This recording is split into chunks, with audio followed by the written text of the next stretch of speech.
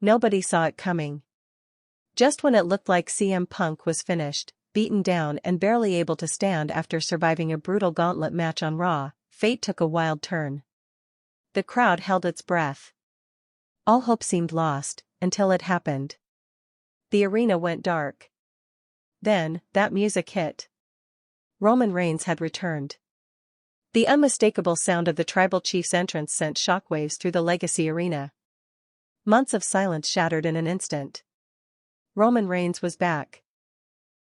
And this time, he wasn't coming alone. He had made his choice. If you're not subscribed yet, now's the time, because what just happened on Raw may go down as the most chaotic return of the year. July 14, 2025, WWE RAW, Birmingham, Alabama. It was already a historic night. CM Punk clawed his way through an exhausting gauntlet match, defeating some of Raw's toughest challengers to secure a title shot against Gunther at SummerSlam 2025. The crowd was electric, chanting Punk's name, ready to celebrate. But the celebration didn't last long. Out of nowhere, Braun Breaker and Bronson Reed, two of Seth Rollins' most dangerous enforcers, hit the ring like a wrecking crew. They didn't just interrupt the moment. They tried to end it. CM Punk was left broken on the canvas. Jey Uso sprinted down to help, throwing fists and fighting with everything he had, but the numbers were too much. Punk was outnumbered. Jey was overwhelmed. The crowd watched in stunned silence. And then, Roman Reigns returned. The moment his music hit, the entire arena exploded. For the first time since WrestleMania, Roman Reigns stepped through the curtain with fire in his eyes. No bloodline. No words. Just purpose. He marched to the ring with one mission: take back what was his. In seconds, Bronson Reed and Braun Breaker were laid out. Roman moved like a storm, and no one could stop him. CM Punk looked on, stunned. Jey Uso stood beside him, still catching his breath. But Roman wasn't focused on them. His eyes were locked on one man, Paul Heyman. The same Paul Heyman who once called him the tribal chief. The same Paul Heyman now hiding behind Seth Rollins' new faction, the very one that betrayed Reigns when he needed them most. And just like that, everything changed.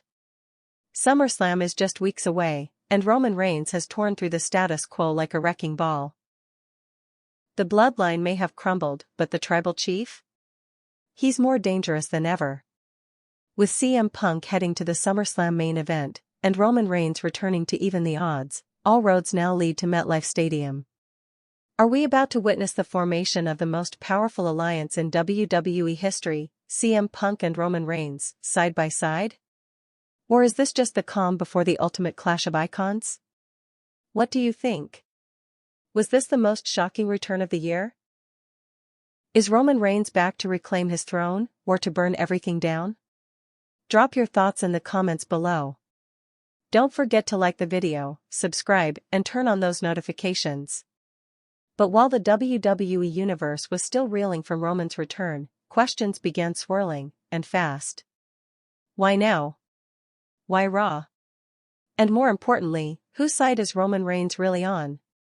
Because make no mistake, this isn't the same man who walked out of WrestleMania 40 broken and betrayed. This Roman Reigns is colder, calculated, and far more dangerous. Backstage chaos erupted immediately after the show went off air. Security scrambled to contain the fallout.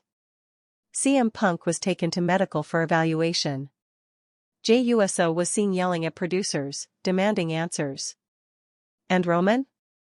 He walked out of the arena in silence, no words, no interviews, no allegiance declared. But one thing was clear, the tribal chief had declared war. And all eyes turned toward Paul Heyman. The man once known as the Wise Man had quietly aligned himself with Seth Rollins' new regime, a faction forged in control, ambition, and pure manipulation. Rollins may not have been in the arena that night, but make no mistake, his fingerprints were all over the assault on Punk. Heyman, standing behind Braun Breaker and Bronson Reed, didn't flinch when Roman stared him down. But the tension between them wasn't just personal, it was prophetic. The betrayal of Reigns wasn't just an act of war. It was an insult to everything they had built. And Roman? He doesn't forgive. Back at WWE headquarters, word began circulating of an emergency creative meeting. Rumors hinted at major changes to the SummerSlam 2025 card. With Roman now involved, everything was in flux. Would Roman insert himself into the main event? Would it become a triple threat, Gunther versus Punk versus Reigns? Or was something even more dangerous brewing? Because just beneath the surface, another theory was catching fire. That Roman Reigns and CM Punk might not be on a collision course, but on the verge of teaming up. And if that happens, WWE may never be the same again. Two of the most controversial, polarizing, and dominant forces in wrestling history, each with their own scars, vendettas, and unfinished business, standing side by side? That's not just a headline. That's a reckoning. But of course, nothing in WWE is ever that simple.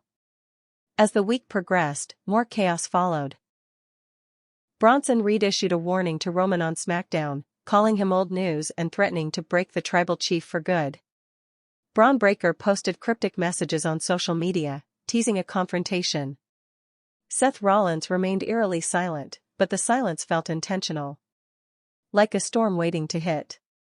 Meanwhile, CM Punk resurfaced with a simple message: Roman, we need to talk. A meeting. A summit. An alliance? The seeds of SummerSlam were being planted, but no one knew whether they'd bloom into glory, or explode into carnage. By the time the next episode of Raw aired, the entire WWE universe was tuned in. And when the lights went out once again, Roman Reigns walked down to the ring, not in his usual black gear, but in all white. A visual metaphor, maybe. Or a warning. He took a mic. He looked into the camera. And for the first time in months, he spoke. I didn't come back for redemption. I came back for vengeance. He didn't name names. He didn't need to. The message was loud and clear: Paul Heyman, Seth Rollins, the faction that turned their backs on him, Roman Reigns is coming for everything they built. But what shocked the world even more? CM Punk walked out to join him. No music. No entrance. Just a slow walk down the ramp. They stood face to face. No fists thrown. No words spoken. Just tension you could cut with a knife. And then Punk extended his hand. A moment that froze time. Roman looked down. The crowd screamed. The locker room watched from backstage, stunned. And just when it seemed he'd walk away, Roman Reigns shook CM Punk's hand. The crowd lost it. Social media exploded. And just like that, the game changed again. The two men stood united, at least for now. Against who? Against what? That's still unclear. But one thing is certain, with SummerSlam only weeks away, Roman Reigns and CM Punk may be building a new dynasty. Or writing the final chapter in each other's stories. And when legends collide, nobody walks away the same. The WWE Universe hadn't even recovered from the image of CM Punk and Roman Reigns shaking hands when the bombshell dropped. Within 24 hours, WWE made it official: SummerSlam 2025, Gunther vs. CM Punk for the World Heavyweight Championship. But now, there was a new clause, added in bold print: Roman Reigns is officially in Punk's corner. The shockwaves didn't stop there. Backstage, murmurs turned to panic. Seth Rollins, once the self-proclaimed architect of WWE's modern era, now found himself being outmaneuvered again. For the first time in nearly a decade, it felt like Seth Rollins wasn't controlling the narrative. Roman Reigns was. But Rollins isn't one to be outplayed quietly. On the next episode of SmackDown, Rollins returned, not with words, but with force. Braun Breaker and Bronson Reed weren't alone anymore. They were now joined by Shinsuke Nakamura and Karrion Kross. Four brutal, disciplined wrecking machines, all under Rollins' command. And behind them? Paul Heyman, calm as ever, holding the leash. Rollins stood in the center of the ring and said just 3 words, "We finish this." Heyman picked up where he left off. With that familiar sneer, he declared Roman Reigns a relic of a past dynasty. A fallen king. The island of relevancy, he said, is now underwater. And the only bloodline that matters now is ours. Meanwhile, CM Punk wasn't keeping quiet either. He cut a scathing promo on Raw, calling Rollins' faction a collection of henchmen led by a coward hiding behind a scarf and an old man who thinks loyalty is a weapon. He made it clear, Gunther may be the opponent, but Seth Rollins is the problem. Roman stood by Punk's side, arms folded, saying nothing. But his silence said everything. He wasn't here to talk anymore. He was here to destroy. WWE officials knew they had lightning in a bottle. So they doubled down. New match announced for SummerSlam, Seth Rollins and Braun Breaker vs Roman Reigns and CM Punk. Special stipulation: if Roman and Punk win, Heyman's faction is dissolved. If Rollins and Breaker win, Reigns is barred from challenging for the world title as long as Rollins holds creative control. The stakes were now sky high. And just when it felt like the card was complete, the final twist came from an unlikely voice. Gunther himself. In an exclusive interview, the Intercontinental-turned-world champion made it clear, he didn't care about politics, factions, or personal vendettas. Punk earned his shot. Reigns can stand ringside if he wants. But when that bell rings, I end legends. That's all I do. Suddenly, the main event of SummerSlam wasn't just a title match, it was a storm of egos, legacy, vengeance, and power. But the real chaos? It was happening behind the scenes. Jey Uso, once loyal to Roman, now finds himself torn. On one hand, he stood with Punk during the attack. On the other, he hadn't spoken a word since Roman returned. And with Jimmy Uso still out of action, the entire legacy of the Bloodline felt like a ghost story waiting to be resurrected, or buried.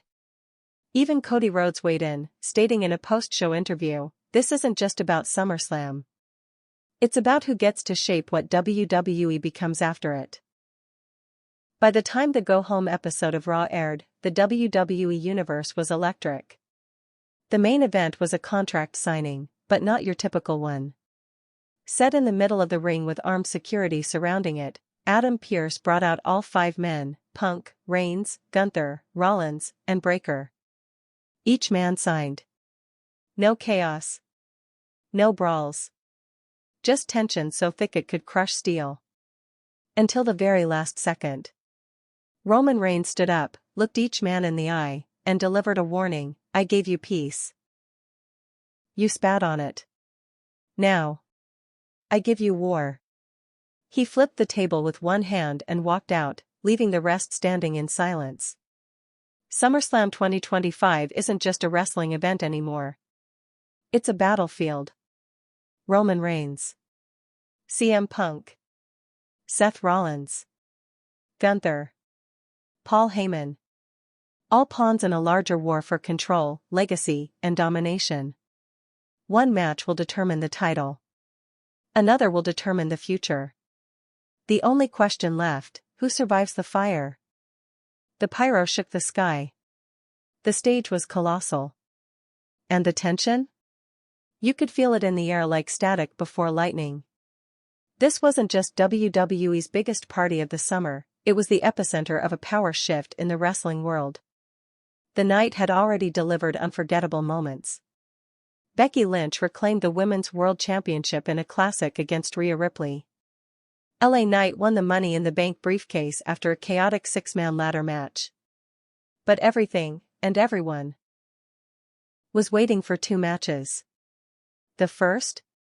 Gunther vs CM Punk for the World Heavyweight Championship. The second? Seth Rollins and Braun Breaker vs Roman Reigns and CM Punk. Back-to-back. Back-to-back chaos.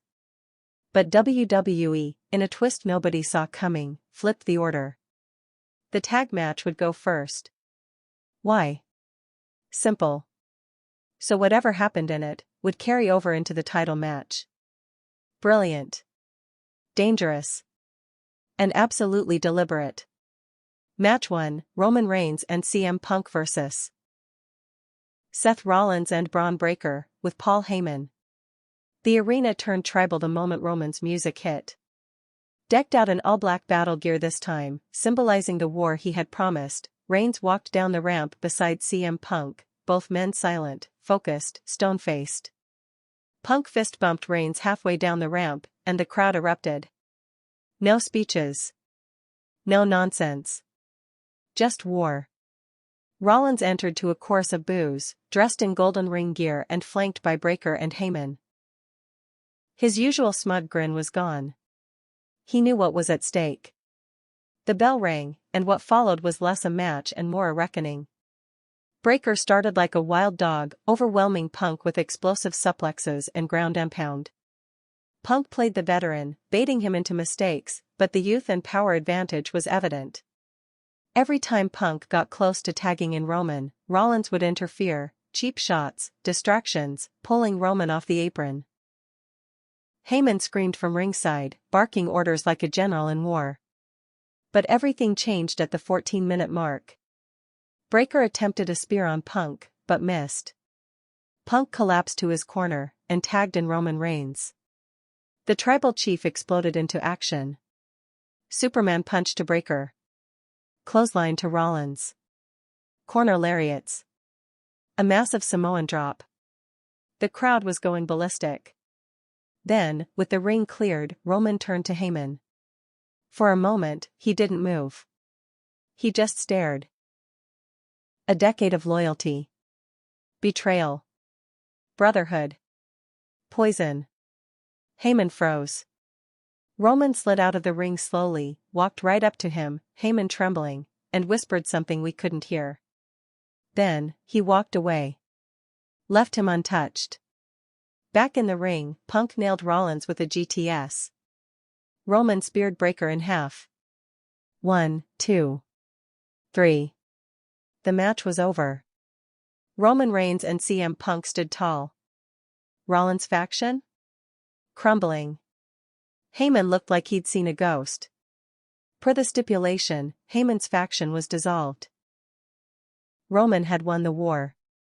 But as Punk and Reigns celebrated, Gunther's music hit. No delay.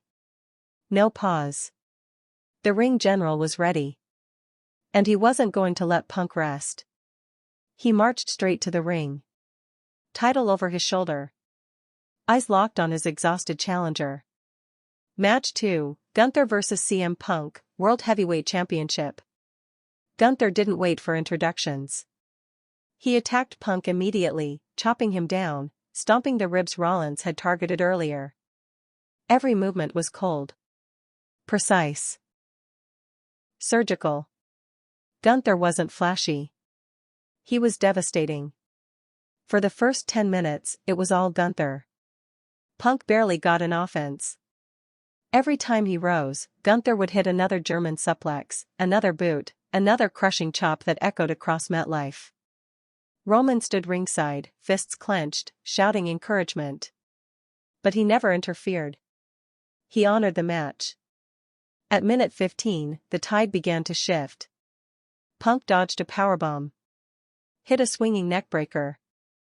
Then a springboard clothesline. The crowd roared to life. He locked in the Anaconda Vice, Gunther roared in pain, but the champion powered out. They exchanged blows. Back and forth. Gunther hit a shotgun dropkick. Punk countered with a second rope elbow. Then, the GTS. 1, 2. Kick out. The crowd gasped. Punk was stunned. He climbed again. Second GTS attempt, Gunther blocked it. Reversed into a sleeper. Punk faded, but fought. Desperate. Clawed for the ropes. Then, Roman pounded the mat. The crowd joined in. CM Punk. CM Punk. Punk surged. Flipped Gunther onto his back. Rolled into a cradle. 1, 2, 3. He did it. CM Punk had won. After 10 years of setbacks, injuries, walkouts, and war, CM Punk was once again World Heavyweight Champion. Roman slid into the ring. The two men stood eye to eye once again. And then Reigns raised Punk's hand. A nod of respect. A silent alliance. Two kings, one cause, for now. But nothing lasts forever. As the celebration began, the lights in the stadium dimmed. Static hit the big screen. A cryptic symbol flickered. Then, one voice, "This war is far from over." The screen cut to black. The WWE Universe was still buzzing. CM Punk was World Heavyweight Champion. Roman Reigns had returned and demolished Paul Heyman's new empire. Seth Rollins was humiliated. But in WWE, peace is never permanent. And the fallout from SummerSlam would prove more explosive than the event itself. Raw opened in total silence. No pyro. No commentary. Just a cold, black screen. Then, one line of white text appeared: "Legends are not allies. They are time bombs." Cut to the arena. Punk stood in the ring with the championship slung over his shoulder, still bruised from his war with Gunther. He didn't look like a hero. He looked like a survivor. And in typical Punk fashion, he didn't waste time. "I didn't come back for applause. I didn't come back to share spotlights. I came back because this business needed a reset, and now I'm holding the reset button." The crowd cheered. But his tone? It was sharp. Defiant. Then came the moment everyone was waiting for. Roman Reigns' music hit. He entered slowly. No bloodline. No hype. Just the man who had flipped the industry on its head by choosing to stand next to the one guy he once called poison. They stood face to face. Again. But this time, the tension was different. Punk raised the title. Roman didn't move. He leaned into the mic and said one thing: "I didn't come back to protect you. I came back to test you." And just like that, Roman dropped the mic and walked off. No attack. No brawl.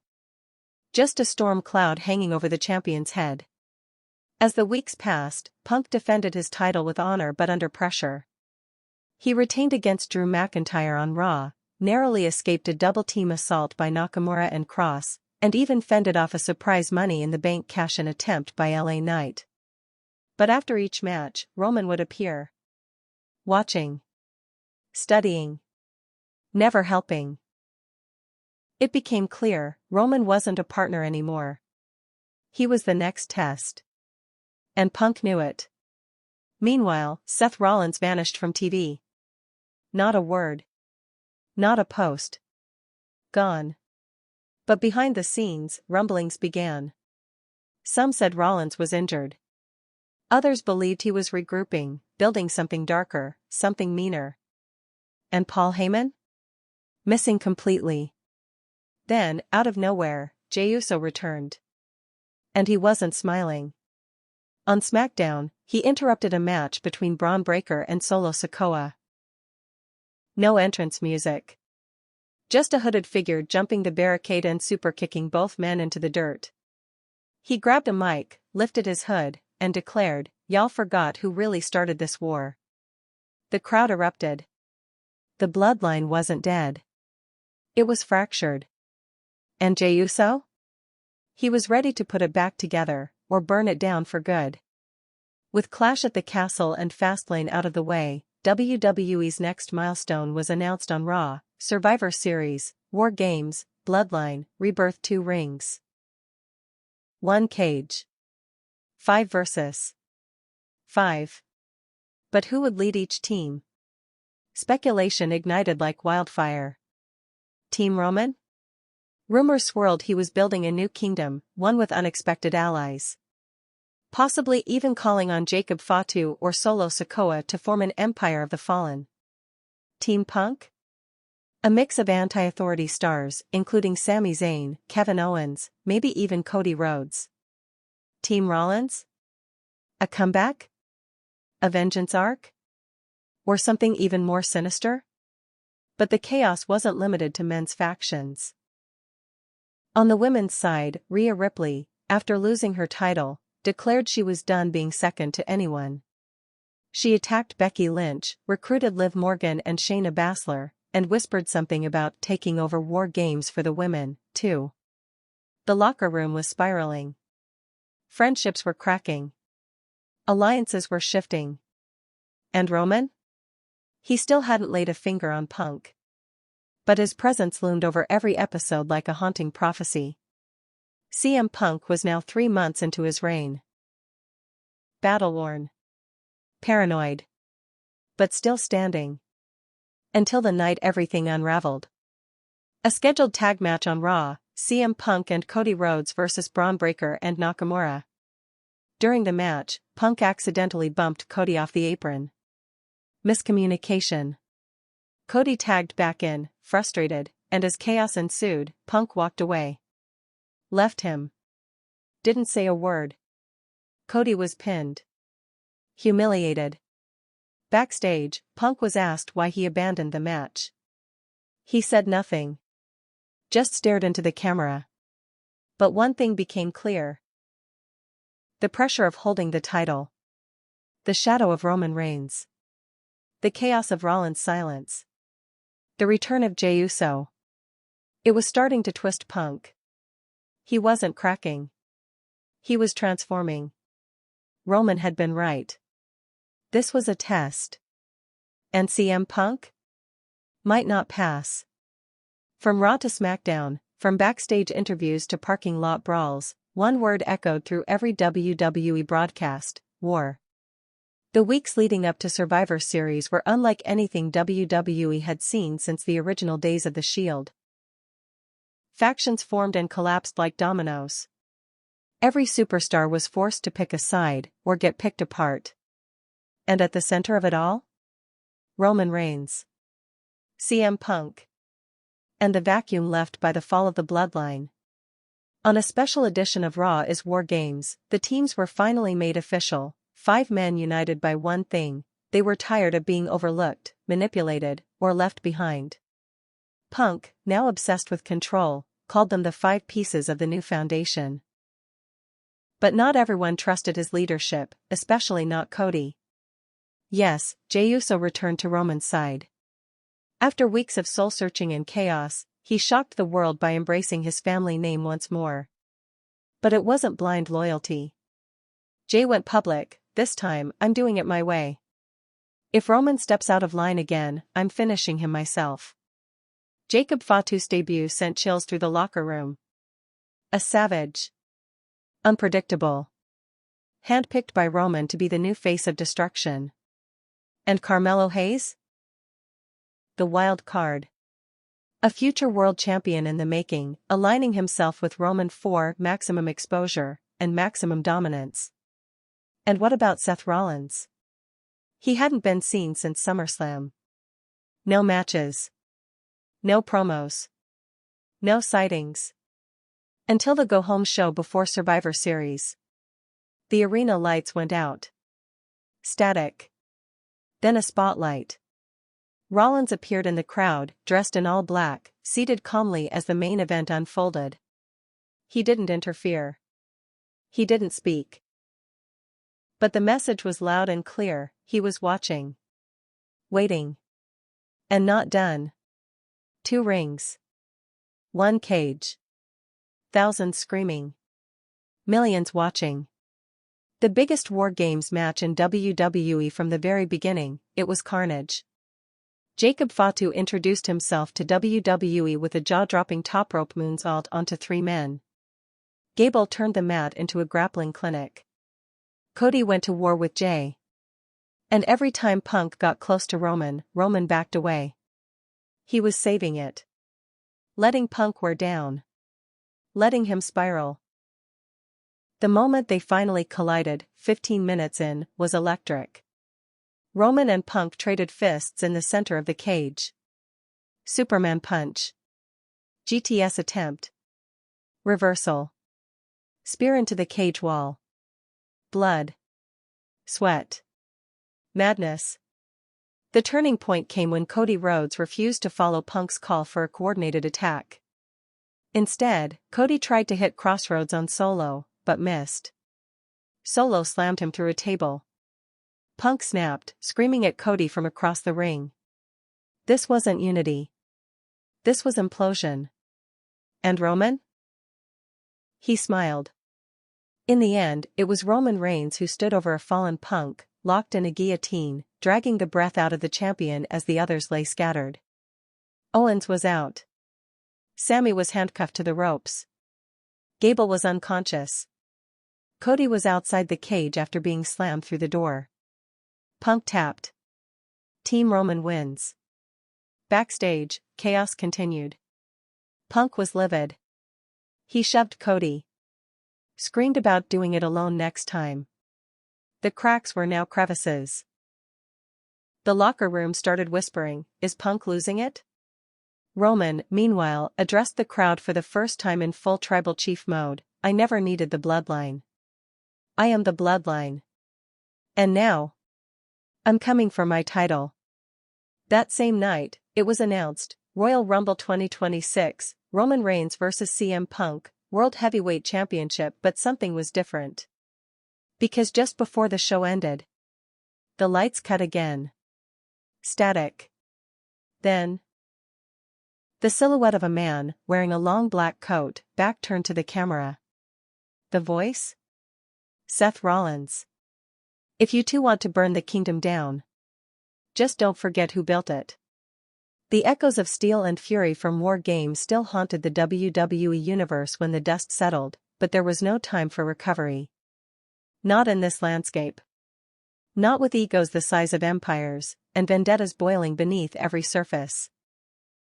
CM Punk, bruised and battered, limped out of Survivor Series not just with a cracked rib, but with a cracked alliance. The image of him shoving Cody Rhodes backstage, blood running from his mouth, veins bulging with rage, had gone viral within minutes. That moment, unscripted, raw, real, became the defining frame of WWE's winter. And in contrast, Roman Reigns stood tall. Unbothered. Victorious. The steel of War Games had not bent him, it had sharpened him. With Solo Sikoa flanking his right and Jacob Fatu to his left, Roman declared to the cameras just one sentence: "The title was always mine, you're just holding it for me." That wasn't a threat. It was prophecy. The fallout from Survivor Series lit a fuse beneath everything. CM Punk walked into the next Raw with the World Heavyweight Championship over his shoulder, but the look in his eyes wasn't confidence, it was desperation masked as dominance. He cut a promo that felt more like a warning than a declaration. He dared Roman to take his shot. He called War Games a temporary setback, blamed Cody for the loss, and promised that come Royal Rumble, there'd be no team. No cage. Just him and Roman. One-on-one. One fall to a finish. WWE made it official the following week. Roman Reigns would challenge CM Punk for the World Heavyweight Championship at Royal Rumble 2026. The graphic alone caused tremors across social media. But the WWE universe had no idea that the story wasn't just about two titans colliding, it was about a third ghost, waiting in silence. Seth Rollins hadn't been seen since his silent appearance at War Games, watching from the crowd like a phantom judge. Fans chanted his name weekly. Teasers flooded the airwaves, black and white montages, slow-motion clips of burning blueprints, cracked mirrors, and phrases like "I saw the future and I wasn't in it." No one knew when, or if, he'd return. And that's exactly how he wanted it. Meanwhile, Cody Rhodes began to spiral in his own right. The American Nightmare had suffered more than just a loss at Survivor Series, he'd suffered a betrayal. Not by Punk's actions alone, but by the silence that followed. No apology. No conversation. Punk ghosted him, focused entirely on surviving Roman. And when Cody confronted him on Raw, the conversation devolved into a shouting match that ended with Punk slapping the microphone out of Cody's hand and walking out of the ring. The cracks in the so-called revolution were no longer hidden. They were fully fractured. As the Royal Rumble approached, WWE programming became a battlefield of narratives. Roman Reigns began appearing more frequently, not just in the ring, but in the shadows. He would enter during promos, stand on stage, say nothing. Just watch. His presence alone became a psychological weapon. Punk, unshaken publicly, was unraveling backstage. He lashed out at interviewers, walked out of meetings, and refused to work with anyone he couldn't control. Punk wasn't just defending his title anymore, he was defending a reality he couldn't admit was slipping. In the middle of this chaos, the Royal Rumble match card began to solidify. 30 men would enter for a chance to main event WrestleMania 41. Names like Cody Rhodes, Gunther, Drew McIntyre, LA Knight, and even Logan Paul were confirmed. But one spot, the 30th, remained a mystery. WWE advertised it as reserved. Locked. Confidential. The speculation was endless.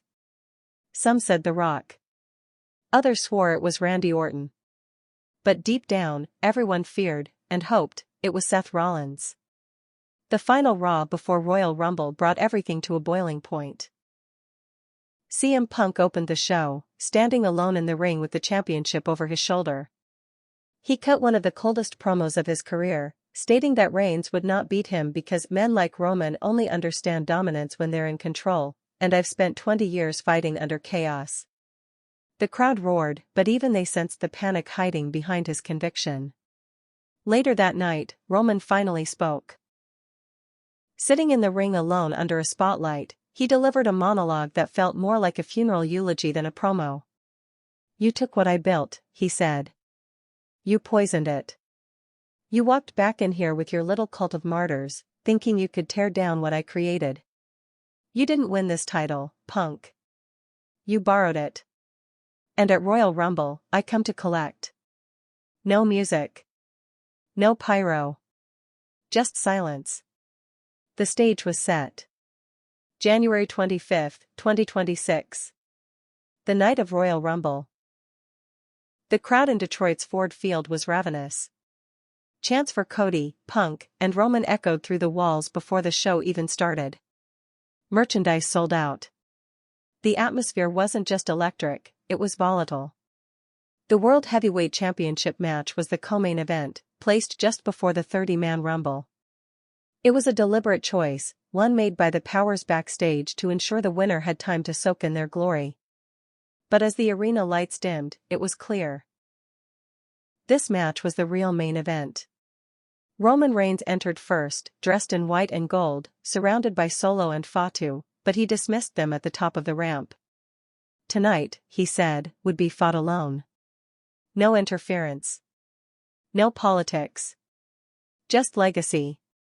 CM Punk followed, wearing blood-red trunks and tape that covered bruised ribs, still healing from Survivor Series. He held the title high, but the fatigue was visible. This wasn't a champion in his prime. This was a man clinging to relevance through force of will. The match itself was a masterpiece of storytelling. For the first 10 minutes, they circled each other like wolves. Neither man rushed in. Each strike was calculated, each counter surgical. Punk targeted Roman's shoulder, the one he'd had surgery on after WrestleMania 40. Roman focused on the ribs, hitting body shots with a vengeance that bordered on sadistic. At 15 minutes in, Punk hit a top rope elbow and nearly scored a 3 count. Roman kicked out, barely, and rolled out of the ring. Punk dove through the ropes, knocking Roman into the barricade. He rolled him back inside, went for a GTS, but Roman countered into a guillotine. The crowd was on fire. Punk barely made the ropes. Barely. Both men were running on fumes, blood dripping from foreheads, chests heaving. And then came the moment. The ref got knocked down. Accidental bump from a Punk rebound. Both men lay in the ring. Groggy. Beaten. That's when the lights went out. Not entirely. Just dimmed.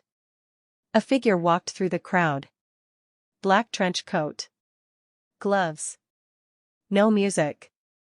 Just a presence. He climbed the barricade, stepped into the ring, and stood between the two fallen icons. Seth Rollins. He looked down at Roman. Then at Punk. He knelt beside them both, whispered something inaudible, and then left. No attack. No interference. No agenda. Just a message, I'm still here. The referee came too. The match continued. Roman hit a Superman punch, followed by a spear. Covered. Punk kicked out. Punk struggled to his feet, hit a desperation GTS, Roman fell. He crawled for the cover. Kick out. The fans were screaming. Crying. This wasn't a match anymore, it was a war for the very soul of the company. The finish came in a way no one expected. Roman tried a second spear. Punk sidestepped. Rebounded. GTS. Roman collapsed. Punk fell on top of him. CM Punk retained. But he didn't stand. He stayed on the mat. Gasping. Eyes wide. Staring up at the lights. He had survived Roman Reigns. Barely. As he rose, the referee handed him the title, but Punk didn't lift it. He just stared at it. For the first time since returning to WWE, CM Punk looked uncertain. Roman rolled out of the ring. Walked up the ramp. He didn't look back. But before the night could end, the Rumble began. One by one, 29 men entered and fell. Burn it down. Seth Rollins returned. Number 30. He didn't smile. Didn't dance. He stormed to the ring and decimated everyone in sight. Stomps. Eliminations. Chaos. The final four, Cody Rhodes. Gunther. LA Knight. Seth Rollins. Cody eliminated Gunther. Knight eliminated Cody. Rollins eliminated Knight. Seth Rollins had won the Royal Rumble. And as fireworks exploded above, he said nothing. Did nothing. Just looked toward the WrestleMania 41 sign. The image was now set in stone, CM Punk. Roman Reigns. And now, Seth Rollins. 3 kings. 1 crown. And no mercy. The roar of the crowd still echoed across Ford Field as Seth Rollins stood atop the ropes, his hand pointed firmly at the WrestleMania 41 sign, the Royal Rumble victory now secured. The lights bounced off the sweat clinging to his face, but Rollins didn't smile. He didn't laugh. He didn't scream burn it down. Not this time. This wasn't the Messiah. This wasn't the architect. This was a man reborn in darkness, who returned not to reclaim his past, but to destroy the future that had tried to forget him. Backstage, the atmosphere was electric and tense. CM Punk clutched the World Heavyweight Championship like a lifeline, wincing as medical staff iced his ribs. He refused a stretcher. He refused help. He wanted to walk out on his own 2 feet, no matter the cost. But the moment he glanced at the monitor and saw Rollins winning the Rumble, his jaw clenched. That was the moment he realized the road to WrestleMania wouldn't be the legacy run he imagined, it would be a war zone. Roman Reigns, meanwhile, had disappeared. No post-show interview. No curtain call. Just gone. Some said he stormed out of the arena. Others claimed he was watching, still calculating. But anyone who knows Roman knows this, he doesn't lose and vanish. He regroups. He waits. He strikes when it matters most. The following night on Raw, the show opened with Seth Rollins, not in a suit, not in extravagant gear, but in all black. Street clothes. Hood up. Mic in hand. The crowd tried to chant burn it down, but he raised a hand, silencing them. He didn't need pageantry anymore. I didn't win the Royal Rumble to save WWE, he said, his voice low and steady. I wanted to finish what neither of them could. He never said their names. But everyone knew. Punk. Reigns. Two men who had been at each other's throats for a year. Two men who Rollins once called brothers. And two men who had, in his absence, tried to reshape the kingdom he helped build. Now, he was back, and not as an ally to either, but as the storm coming for both. CM Punk responded later that night in classic fashion. He marched to the ring, wrapped in medical tape, and held the World Heavyweight Championship high. But his voice carried the tremble of exhaustion. "Seth wants a war? I was born in one," Punk growled. "Roman already tried. He failed. Now Seth thinks he can just walk back in and skip the line? I'm the damn line." The crowd erupted, but there was a nervousness in their cheers. Punk, while still sharp on the mic, looked worn. The wars with Rollins, with Reigns, with his own teammates, it had taken its toll. The title was becoming less a symbol of triumph and more a ball and chain. Over on SmackDown, Roman Reigns returned, but not as the silent destroyer. This time, he grabbed the mic and aired out every piece of buried rage. "You both lost your minds if you think I'm done," he said, voice shaking with venom. "Punk didn't beat me, he survived. Rollins didn't win anything. He picked up the scraps after I broke everyone else. WrestleMania 41 is not about dreams. It's about history. And history bows to me."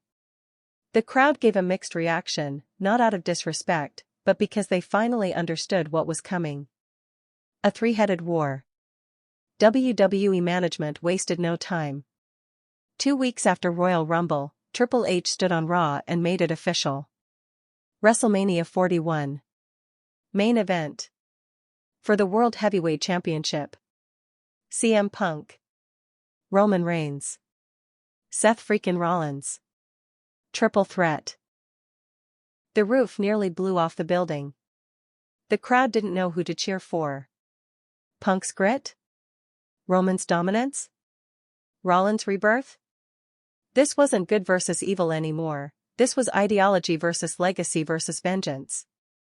The build to WrestleMania became a psychological chess match. Week after week, the three men never touched, not once. WWE implemented a no-contact clause, threatening suspension to keep the tension simmering. And simmer it did. Every promo became more venomous. Every appearance more intense. Rollins launched the first strike, not physically, but emotionally. In an in-ring promo, he brought up 2014. The Shield breakup. He told Roman and Punk that the only thing more dangerous than a backstabber is the man who knows exactly what you'll do when he does it again. He mocked Punk's injuries. Dismissed Roman's tribal chief run as a soap opera with leather belts. Punk responded by calling Rollins a cosplay savior who ran when things got hard, and Roman a man whose bloodline ended the second the Usos walked away. Roman didn't respond with words. Instead, he released a video package on SmackDown that shook the entire company. A montage of his journey. From the Shield to the tribal chief. From leukemia battles to WrestleMania main events. The last frame was simple, a still image of him standing over both Seth and Punk. Then fading to black with the words, "This time, I bury them both." And still, beneath the main storyline, chaos brewed. Cody Rhodes, robbed once again of his path to WrestleMania glory, began stirring the pot.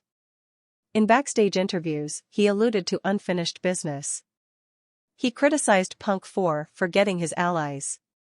Fans began chanting "Finish the story again," but Cody remained cryptic.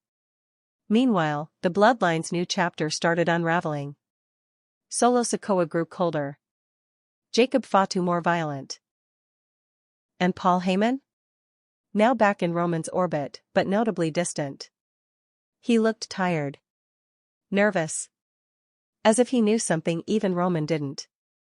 3 weeks before WrestleMania, WWE held a contract signing. All three men in the ring. A long table. Adam Pearce presiding. Roman signed first, without hesitation. Then Seth. Then Punk. No one spoke for almost a full minute. The air was heavy. Then Punk leaned into the mic and, with a calm voice, said, I respect what you both did while I was gone. But you need to understand something, this title isn't about merch sales or families. It's about truth. And the truth is, I never needed either of you. Not to rise. Not to fall. And certainly not to win. Seth tilted his head, smirking. Roman stood, slowly. Pierce tried to stop it. But before anything could escalate, the lights cut again. Flickered. Then stabilized. And in the rafters, briefly, was the silhouette of Cody Rhodes. Watching. The cameras never cut to him again that night. Speculation erupted. Was Cody inserting himself into the match? Was he coming for Punk? For Rollins? For Roman? No one knew. But the road to WrestleMania was now paved with fire. WWE began promoting the triple threat as a collision of eras. Punk, the iconoclast. Reigns, the Empire. Rollins, the Revolution. But behind the branding, behind the pyro and fanfare, there was something more primal at play. This was personal. For Punk, it was about proving that the system couldn't break him, again. For Roman, it was about reminding the world that legacy is earned, not reclaimed. For Rollins, it was about burning the past to build something indestructible. As the WrestleMania card solidified, no other match could hold a candle to the main event. Not even the epic Intercontinental Showdown between Gunther and Ilya Dragunov. Not even the women's triple threat featuring Rhea Ripley, Becky Lynch, and Bianca Belair. The world wanted one thing. 3 kings. 1 throne. And when the final Raw before WrestleMania aired, WWE dropped one last twist. A vignette aired. A dark room. 3 empty chairs. A spotlight. A voiceover, unfamiliar but commanding. They think this ends with a title. They think it ends with a pinfall. But stories like this, they never end. They echo. The camera panned up to show an old, golden shield on the wall, cracked in half. And beneath it, the WrestleMania 41 logo. This wasn't just a match. It was the culmination of over a decade of betrayal, brotherhood, ego, pain, and prophecy. And only one man would leave as champion.